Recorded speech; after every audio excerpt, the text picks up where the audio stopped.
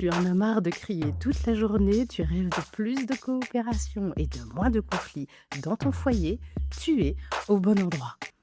Bienvenue dans le décodeur pour Maman Dépassée, le podcast qui t'aide à retrouver de la légèreté dans ton quotidien de maman. Je suis Rachida, maman solo de 8 enfants, consultante en parentalité et passionnée de neurosciences. Et je crois profondément que l'on peut poser un cadre ferme dans son foyer avec beaucoup d'amour. Dans cette saison 2, on continue à décoder les crises et à remplacer les punitions par des alternatives qui marchent. Et je te partagerai aussi les histoires vraies des mamans que j'accompagne en coaching parentalité. Allez, installe-toi, on commence. Dans l'épisode 7, nous allons voyager ensemble dans le monde de la colère. Nous verrons ce qui se passe dans le cerveau de ton enfant, pourquoi est-ce que tu n'arrives pas à garder ton calme, comment faire pour canaliser ce que tu ressens et surtout comment accompagner ton enfant vers sa propre régulation de ses émotions. Bonne écoute! Et me revoilà pour une nouvelle saison de ton podcast parentalité préféré, le décodeur pour Maman Dépassée. J'ai effectivement mis en pause le podcast pendant quelques mois. J'ai travaillé sur énormément de projets annexes, mais ça on en parlera sûrement un peu plus tard.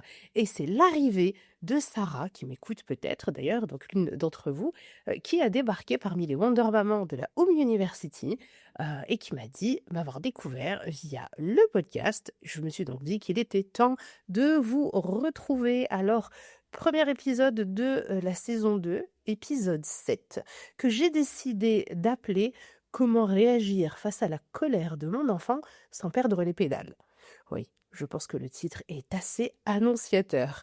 Bienvenue à celles qui découvrent le décodeur pour Maman Dépassée. Je vais commencer cet épisode avec une scène de vie que tu connais certainement. Allez, ferme les yeux. Imagine, on est mercredi après-midi, tu rentres du travail, tu es crevé, ton enfant te demande un dessin animé.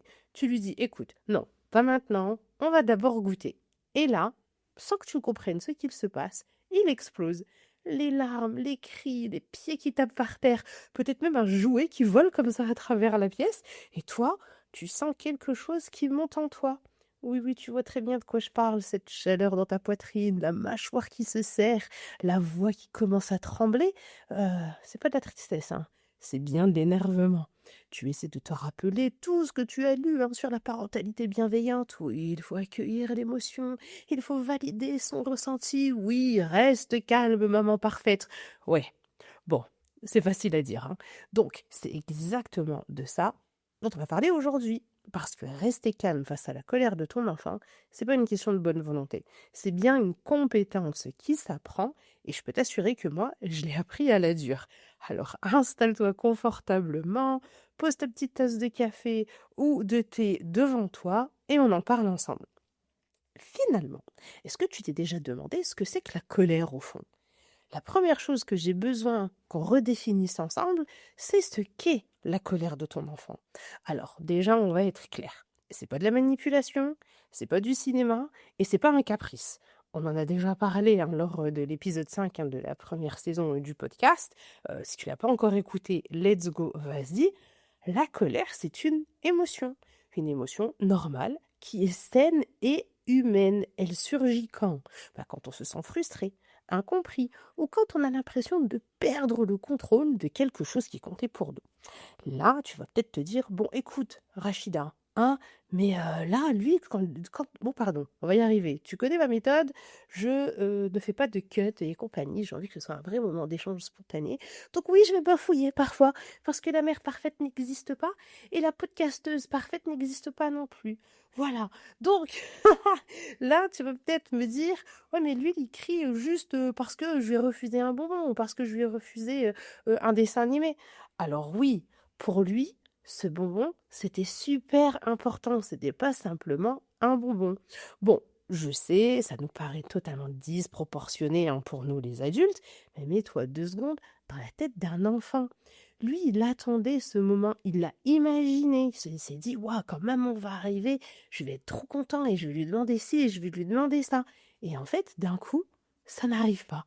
Donc pour son petit cerveau qui est encore en construction, parce que oui, son cerveau a encore besoin de maturité qu'il va acquérir dans le temps, eh ben c'est une vraie perte pour lui.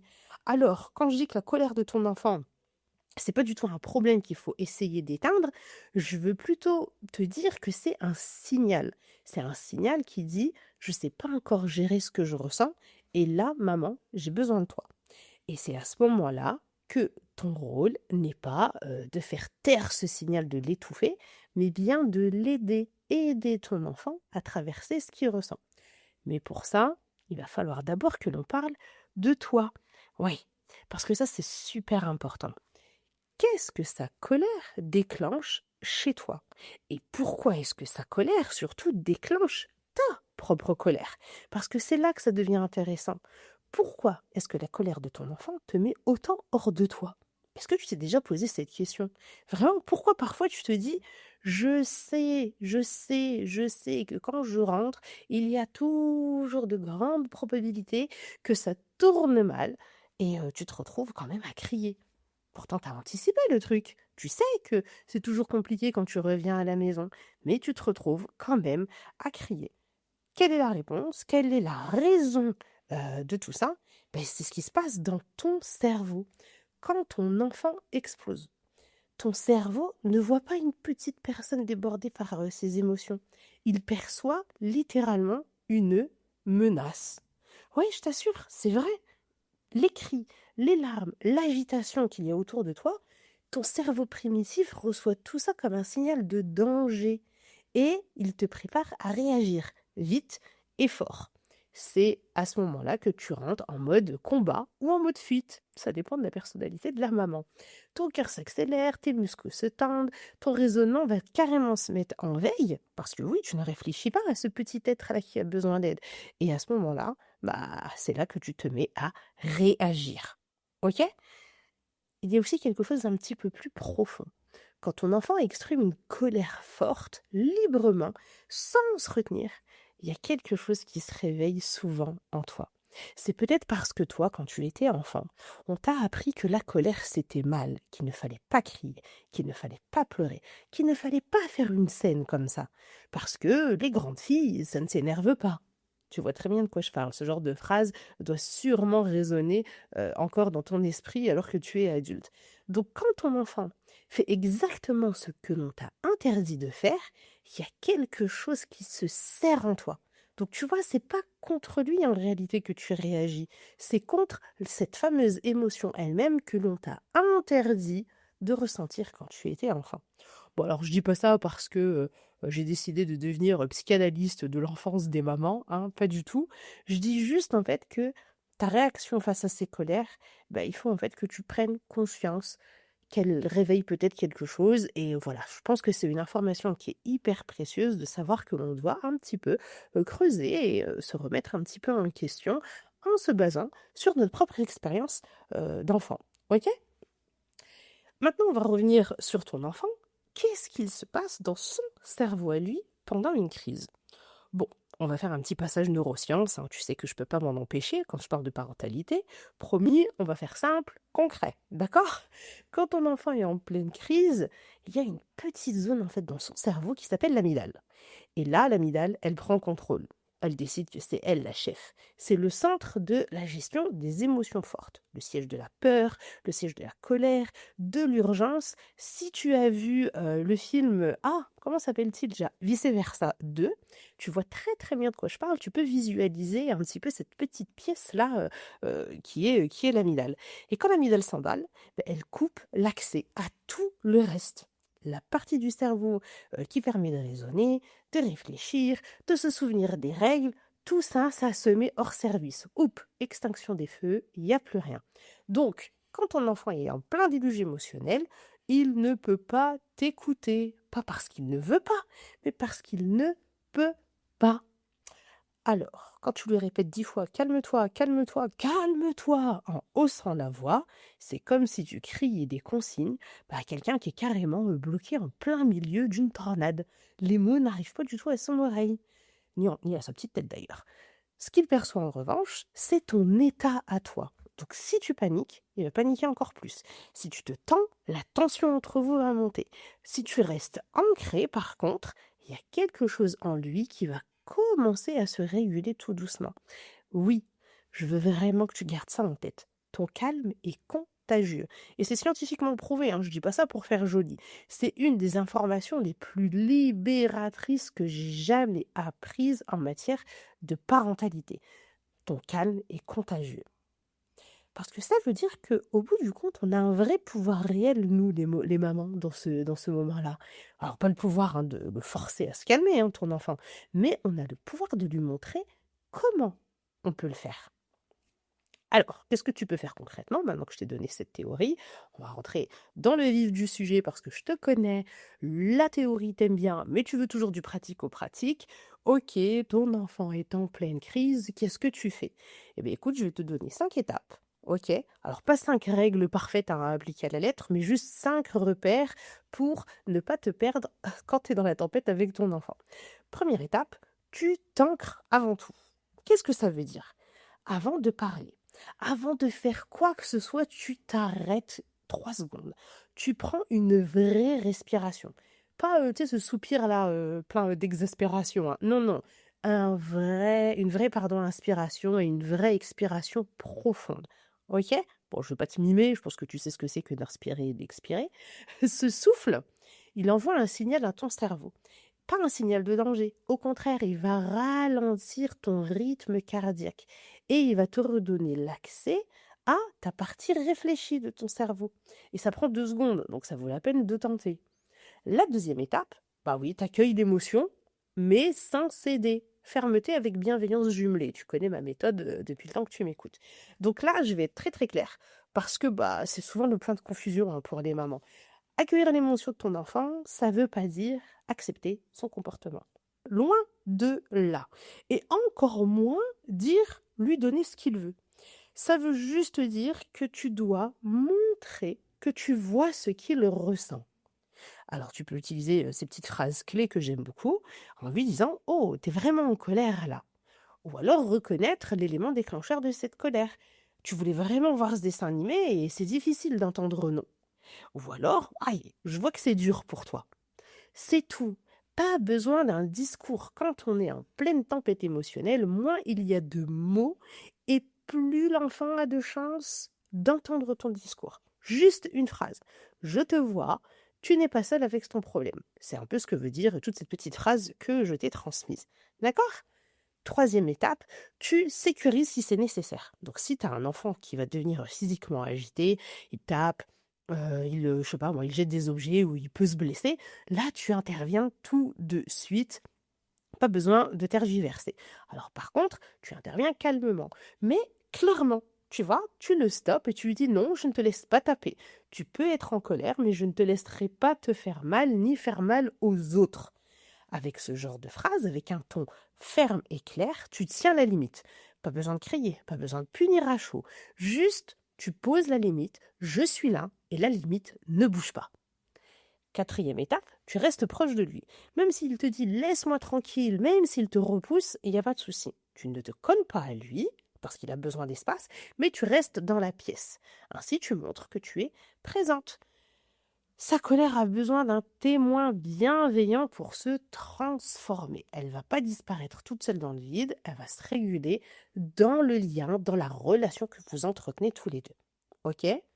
Cinquième étape, tu parles après quand la pression est redescendue. C'est là que l'apprentissage se passe, pas du tout pendant la crise, mais bien après. Quand il se calme, quand il est posé et disponible, là, tu peux lui dire: «Écoute, tu te souviens de ta colère tout à l'heure? Tu veux qu'on en parle? Qu'est-ce qui t'a fait, de la peine? Voilà, qu'est-ce qui t'a fait le plus de la peine?» Ça peut être une question qui, fonctionne très, très bien. Ainsi, il va t'expliquer à quel moment est-ce que ça a coincé pour lui et tu pourras réajuster ton comportement la prochaine fois. Et tu lui dis: «La prochaine fois que tu sens que ça monte fort, qu'est-ce qu'on pourrait essayer de faire ensemble pour éviter de tout jeter comme ça?» C'est comme ça que l'on transforme la crise en réel apprentissage. Et c'est ça la parentalité puissante, c'est réussir de faire de chaque crise familiale un vrai moment d'apprentissage qui aidera ton enfant à améliorer son comportement à l'avenir jusqu'à son autonomie complète. D'accord? Je vais te raconter un petit truc qui s'est passé chez moi, ça date d'il y a quelques années, mais pour te montrer que c'est partout la même chose.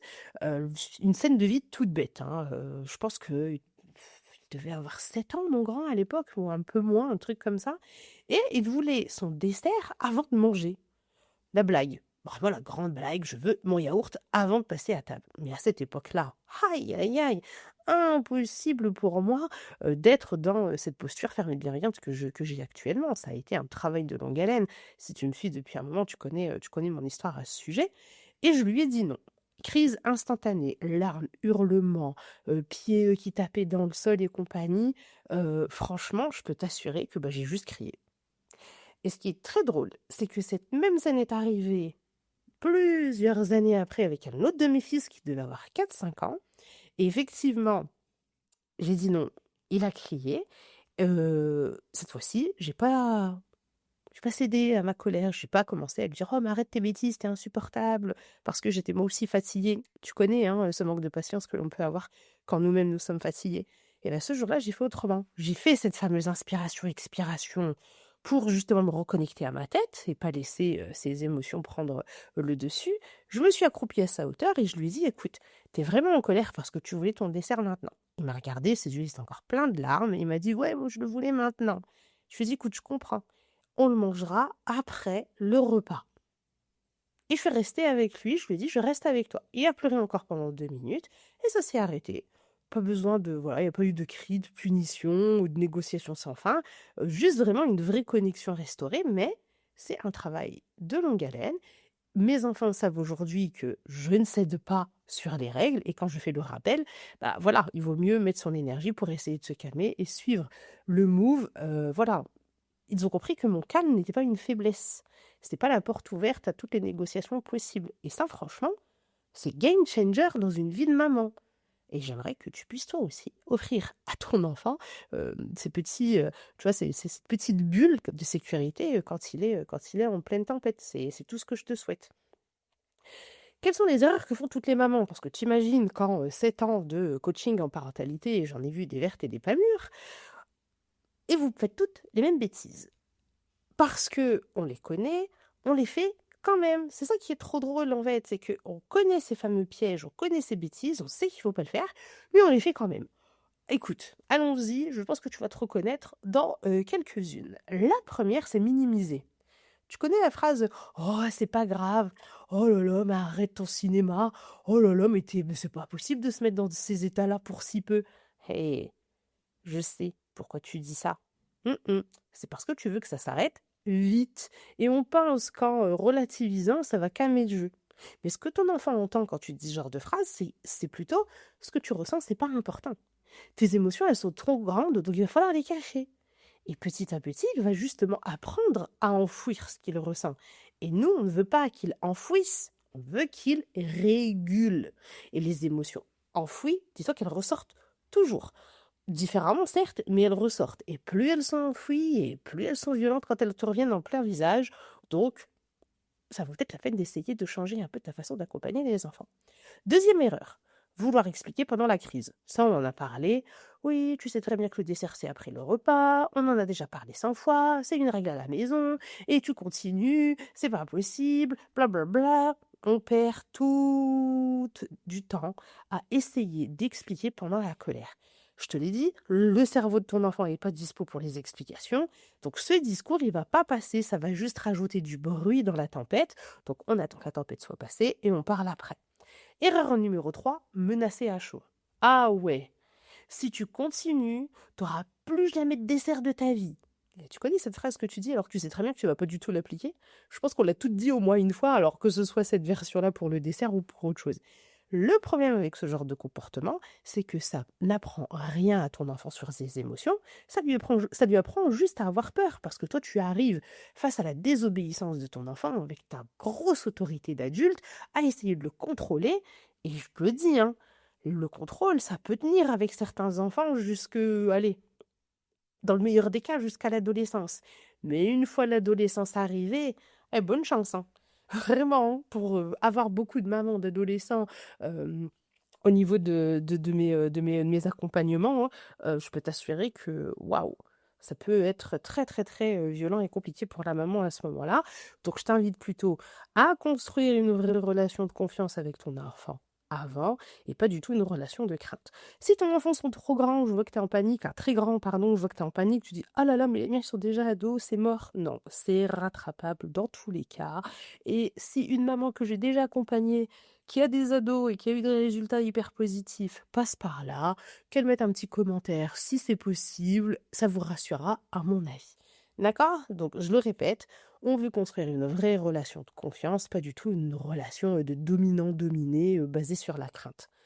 Bon, quand c'est toi qui craques, parce que oui, ça arrive, t'as mal dormi, t'as eu une journée difficile, la crise de ton enfant tombe vraiment au mauvais moment et que ouah, tu te mets à crier. Bon, alors déjà, si ça t'arrive, on déculpabilise, ça fait pas de toi une mauvaise maman, tu restes une femme, un être humain avec des limites, un cerveau, un corps fatigué, et craquer une fois, ou je dirais même plusieurs fois, ça ne définit pas qui tu es. Mais bon, voilà, je te propose de, faire quelque chose après. Alors pas de t'autoflageller, pas de faire comme si, de rien n'était parce que ça peut alimenter de la rancune et du coup, faire en sorte que, derrière les, crises se répètent de plus en plus. Il faut, attention, ouvre bien tes oreilles, réparer.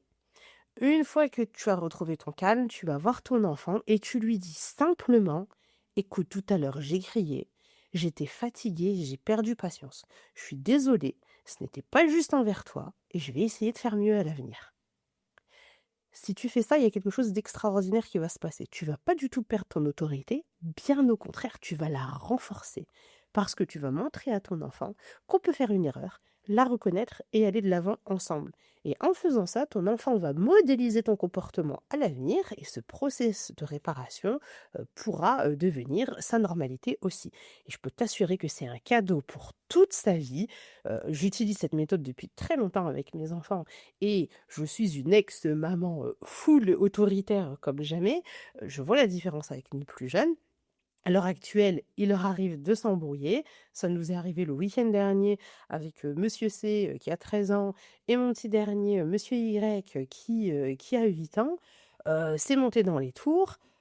Bon, ils se sont embrouillés, ça a fini, en petite guéguerre, frère-frère, donc je te pousse, je te repousse plus fort, sauf qu'à 13 ans, j'ai plus de force, que toi qui as 8 ans, donc du coup ça finit en pleurs. On a appliqué ma méthode que j'appelle les 3 R de la réparation pour réparer leur relation et on a discuté finalement 2 minutes montre en main. Je les ai accompagnés pour toutes les étapes là. Ils ont trouvé eux-mêmes une solution, au problème de base, hein, qui avait provoqué cette petite altercation. Ils se sont excusés, ils se sont fait un gros câlin. J'ai partagé ça d'ailleurs, sur Discord. C'était tout mignon, tout choupinou et il y a pas eu de problème. C'est-à-dire que juste après, ce process-là, ils étaient en train de faire une partie de Uno ensemble pour justement sceller, cet accord de réparation entre eux. Donc vraiment, je t'invite vivement à découvrir en profondeur donc, ma méthode, hein, de la parentalité fermée et bienveillante parce que ça ramène des fruits incroyables et pour leur avenir, c'est extraordinaire. Ce que ton enfant peut apprendre grâce à toi. Alors je vais finir sur quelque chose de beau parce que bon, on a quand même parlé beaucoup de cris, de machins et compagnie. Je veux que tu gardes en tête que lorsque tu restes calme face à la colère de ton enfant, quand tu résistes un petit peu à l'envie de crier, de menacer, de punir, bah, tu lui transmets bien, bien, bien plus qu'une simple règle de comportement. Ben oui, tu lui apprends que les émotions fortes ne sont pas dangereuses, qu'on peut les traverser sans tout détruire autour de soi, si on dit se détruire soi-même d'ailleurs, et que même quand c'est difficile, quelqu'un reste là avec lui. Donc tu lui apprends que toutes les émotions sont acceptables, mais que tous les comportements, par contre, eux, ne peuvent pas être validés. Et c'est cette nuance-là qui va lui servir toute sa vie future, même quand il sera adulte. Donc voilà, en agissant, de cette manière, tu vas aussi lui apprendre, comment dire? En te regardant vivre, tu vois? Il va te regarder faire, tu as pas besoin de beaucoup de mots, mais en apprenant toi-même à gérer ton état intérieur, tu vas lui apprendre à modéliser ce comportement et à l'appliquer. Parce que, je le dis toujours à mes élèves, et celles qui ont l'habitude connaissent cette phrase et vont sûrement la répéter en même temps que moi, l'éducation d'un enfant, c'est 20% de ce que tu lui dis, mais surtout 80% de ce que tu fais. Oui, ils imitent ce qu'ils voient en nous.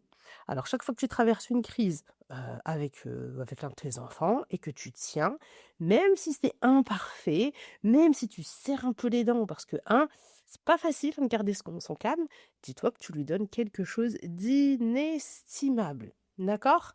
Allez, si tu dois retenir une phrase à garder et à te répéter dans ta petite tête la prochaine fois que ton enfant entre dans une colère, c'est ce n'est pas contre moi qu'il est en colère et c'est auprès de moi qu'il va pouvoir canaliser cette colère.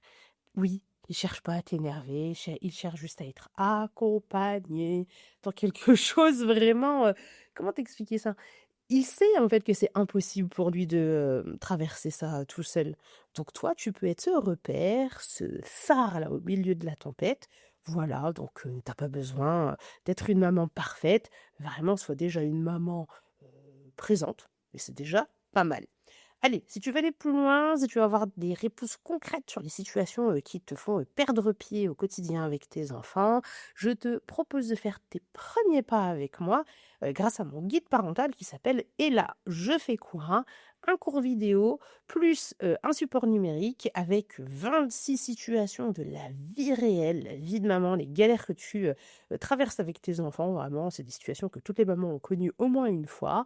Et tu auras mes réponses pas à pas formulées avec quoi dire et quoi faire pour t'en sortir sans avoir à crier, à s'énerver. Donc, tu vois, c'est les histoires de coucher qui sont compliquées, de frères et sœurs qui peuvent se taper, d'adolescents qui se renferment et qui veulent pas expliquer ce qui leur arrive. Bref, tu vois un petit peu comment dire, des situations de la vie de tous les jours. Donc voilà, c'est ce que j'appelle un guide de survie parentale. Vraiment, garde-le à portée pour les jours où la tempête explose. Voilà, je te le mets dans les notes de l'épisode avec le lien direct. Voilà. Bah écoute, merci à toi d'avoir été là pour cet épisode de reprise. Si ce que tu entends t'aide un petit peu dans ton quotidien de maman, bah, partage-le autour de toi en mettant une note sur ta plateforme préférée avec 5 étoiles et tout ce qui s'ensuit. Ça va m'aider à faire grandir la communauté des Wonder Maman. Et on se retrouve la semaine prochaine dans le prochain épisode. Est-ce que je te donne le thème? Non, je te donne pas le thème. Tu viendras le découvrir de par toi-même. Allez, prends soin, pardon, de toi et de tes enfants. Accepte d'être imparfaite, comme on sait toutes si bien le faire. Et je vais te quitter avec ma phrase préférée. Rappelle-toi que la seule personne avec qui tu es persuadé de passer la totalité de ton existence, c'est toi-même. Alors préserve-toi, car tu es la meilleure personne pour le faire. Allez, ciao ciao.